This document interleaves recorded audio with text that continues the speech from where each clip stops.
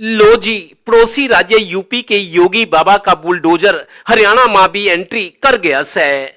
बहुत दिनों से यहाँ के लोगों में ये चर्चा थी कि यहाँ भी तो बुलडोजर की जरूरत है, क्योंकि बदमाशा के हौसले बढ़ रहे हैं। लॉ एंड ऑर्डर का ग्राफ ऊंचा चला गया है। सो यूपी के योगी बाबा का बुलडोजर खट्टर का ताऊ बुलडोजर बनकर आपके सामने है। दे दनादन ये पानीपत की ज्योति कॉलोनी में ध्वस्त किए गए 2 मकान हैं। कुकरेजा जी, कई बार लोग मजाक में कहते थे कि खट्टर साहब भी योगी जी की बनने की कोशिश कर रहे हैं, लेकिन लगता है अब शुरुआत हो गई है। देर आए दुरुस्त आए, मैं तो यही कहूँगा कि देर आए दुरुस्त आए। और उसमें जो खट्टर साहब का जो रोल है, मुझे तो लगता है कि लेट हुआ।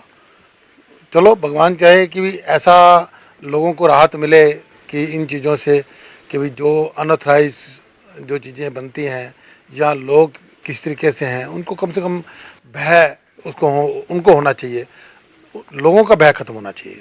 गौरतलब है कि हरियाणा में पिछले 3 दिनों से रुक रुक कर बारिश हो रही है।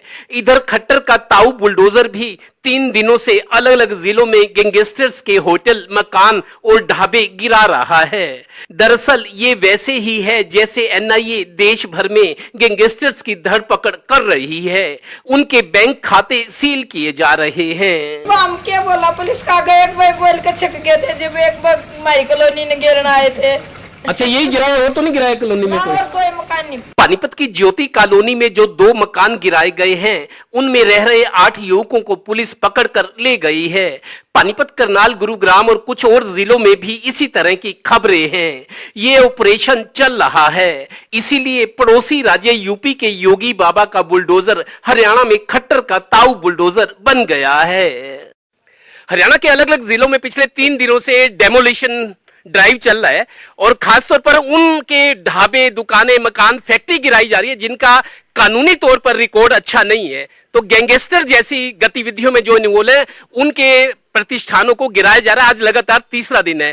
अब लोग ये भी कहते थे मजाक में कि योगी बाबा का बुलडोजर जो है वो खट्टर का ताऊ बुलडोजर बनकर हरियाणा में प्रवेश कर चुका है। अब आगे देखना है कि ये सख्ती कब तक रहती है।